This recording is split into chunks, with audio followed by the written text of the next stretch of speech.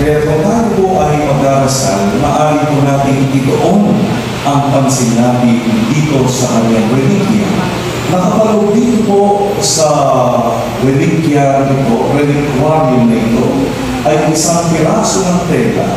At mamaya po kung lalapit po kayo, ay makikita niyo po mismo ang dugo ni Padre Pio na naiwan sa tela nito. Kung napapansin po ninyo, nakabalot po ang kanyang mga kamay. Sapagkat po si Padre Pio sa kasaysayan ng simbahan, ang unang pari na nagkaroon po ng stigmata. Ang stigmata ay ang mga buhay, kagaya ng mga sugat ng ating mahal na Panginoong Jesucristo. Kaya meron po siyang sugat sa kanyang dalawang kamay, kagaya ng kapako kay Jesus sa krus. Ganun din po, meron pong dalawang bukas din ang kanyang paa.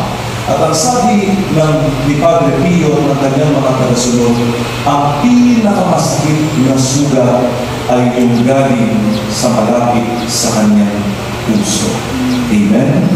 And we believe that this blood came from the heart of Padre Pio.